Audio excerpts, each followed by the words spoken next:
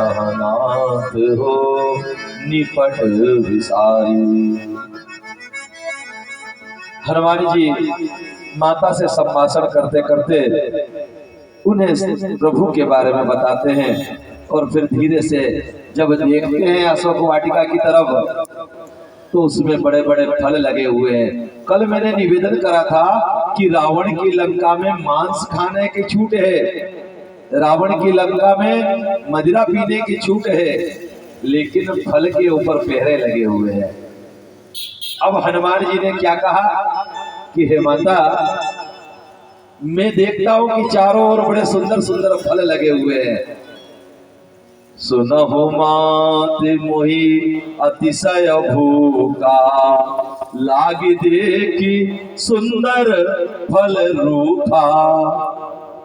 ये फल देख देख करके मेरे मन में ऐसा भाव आ रहा है कि माँ अब तो मुझे जोर से भूख लगी आई है, तो माँ यदि आप आज्ञा दें तो मैं फल खा लूं। तो माता क्या कहती है, जो बात मैंने कही वो सीता मैया कहती थी, और क्या कहती है, सुन सुत करहि विपिन रखवारी, परम सुभट रजनी चर भारी। रावण के राज में फलों पे सुरक्षा लगी हुई है, और माता सीता ये बात बता रही है, कह रही है कि बड़े बड़े राक्षस उसकी सेवा में लगे रहते हैं, उसकी सुरक्षा में लगे रहते हैं, फल खाने की छूट रावण के यहाँ पे नहीं है। अभी आप लोग किस चीज के बारे में कितना जानते हैं, लेकिन मैं थोड़ा सा बताता हूँ। दुनिया की जो बड़ी बड़ी फ्रूट कंपनी है, ये जो मैगी आदि बनते हैं, ये ऐसी ऐसी चीजों से बनते हैं कि आप देख ले तो नहीं खा सकते। एक वो जो बरसात के टाइम पे कत्थई कलर की इल्ली आती है ना, उसके मैगी बनता है। और दुनिया की बड़ी बड़ी कंपनी के जो सीईओ हैं, उन्होंने कीट प्रसंस्करण के ऊपर बड़ी बड़ी फैक्ट्री लगाई है। अर्थात आने वाले समय में मनुष्यों को कीड़े खिलाने की योजना है। आपको मेरी बात ऐसी लगेगी जैसे कि कोई हवा में एक लकड़ी घुमा दे, लेकिन मैं कोई भी बात बिना तर्क तथ्य और प्रमाण के बिना बात नहीं करता। यदि किसी को संशय हो तो मैं तर्क और तथ्य दे सकता हूँ। कीट प्रसंस्करण के ऊपर जो दुनिया की एक बड़ी कंपनी है जिसका नाम है ब्लैक रॉक, जिसने अभी ऑफिस सबसे महंगा ऑफिस खरीदा है बॉम्बे में, उस कंपनी ने अरबों डॉलर खर्च करे हैं।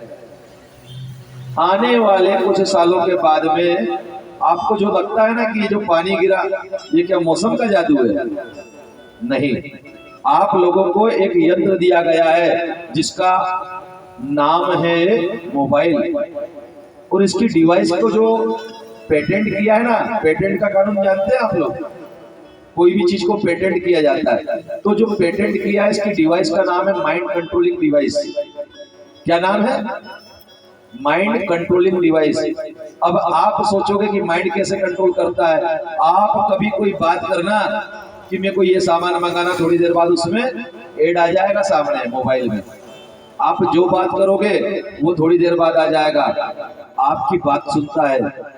आप कई बार देखते हो कि अच्छा भला लड़का था उसने सुसाइड कर लिया ना, वो आपकी एक एक रहस्य को जान रहा है, और एक एक रहस्य को जानने के बाद में क्या हो रहा है कि यदि वो आपको अच्छे थॉट दे सकता है तो बुरे थॉट भी दे सकता है, और ऐसे थॉट भी दे सकता है कि आप वो थोड़ी ही देर में वो इतना डिप्रेशन में ला दे कि व्यक्ति सुसाइड कर ले।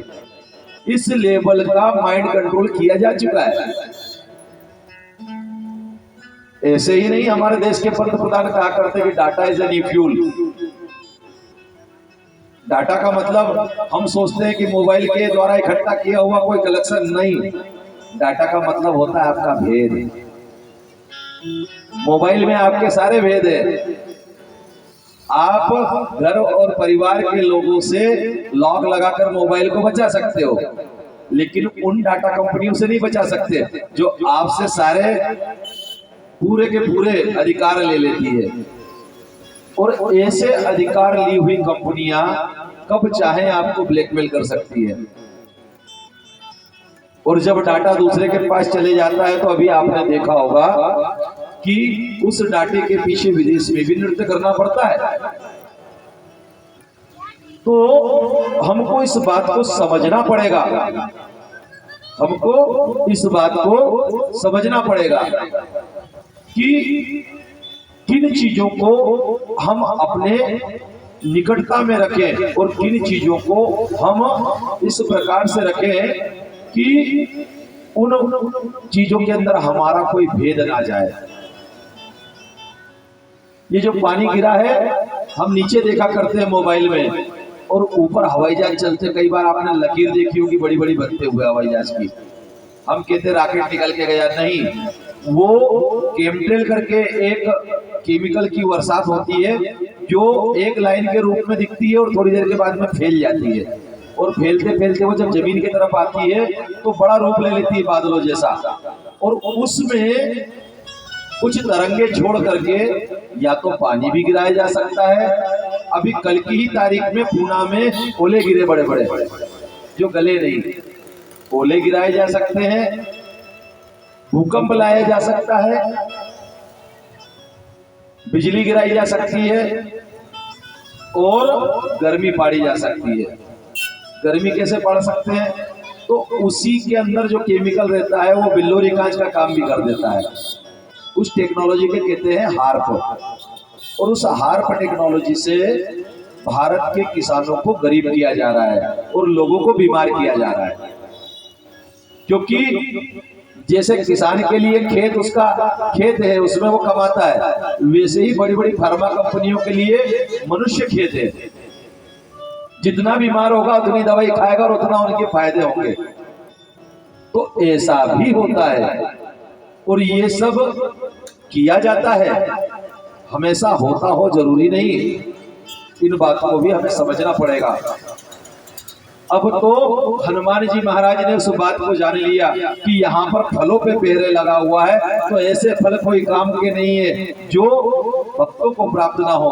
तब हनुमान जी महाराज कहते कि तीन कर भय माता मोहि नाहि, जो तुम सुख मानो मन माही। जो तुम सुख मानती हो माँ,